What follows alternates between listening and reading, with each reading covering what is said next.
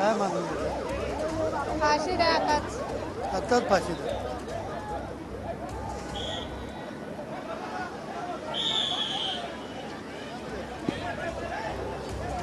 तर सध्याची ही दृश्य आपण कल्याणमधली पाहतोय। कल्याणमध्ये अल्पवयीन मुलीवर अत्याचार करून तिची हत्या करण्यात आलेली होती। त्या पार्श्वभूमीवर मोठ्या संख्येने इथे नागरिक एकवटलेले आहेत आणि पोलीस त्यांना पांगवत आहेत।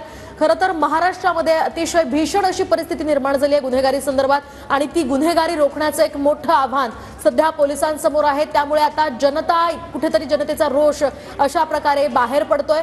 जनता इथे रस्त्यावर उतरलेली आहे। एका अल्पवयीन 13 वर्षीय मुलीवर एका नराधमानं अत्याचार केला आणि त्यानंतर तिची हत्या केली आणि त्यानंतर मृतदेह या प्रकरणामध्ये कल्याणमध्ये आढळलेला होता।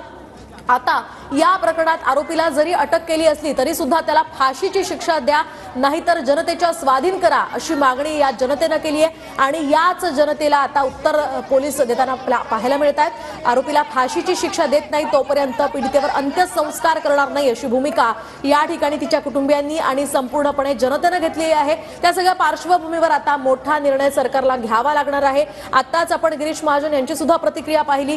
कुठेतरी कायद्याचा धाक लोकांमध्ये राहिला नाही आणि त्यामुळेच अशा प्रकारची कृत्य घडत असल्याचं त्यांनी म्हटलंय। त्यामुळे कायदा कठोर करणं हे अत्यंत गरजेचं असल्याचं त्यांनी म्हटलंय आणि हीच सगळी बाब लक्षात घेता आता जनता रस्त्यावर उतरलेली आहे। जनतेला या ठिकाणी पोलिसांनी समजावण्याचा प्रयत्न केलेला आहे, मात्र आरोपीला जोपर्यंत फाशी देत नाही तोपर्यंत त्या चिमुकलीवर आम्ही अंत्यसंस्कार करणार नाही अशी भूमिका या नागरिकांनी घेतलेली आहे आणि त्याच पार्श्वभूमीवर आता पोलीस त्यांना समजावण्याचा प्रयत्न करतात।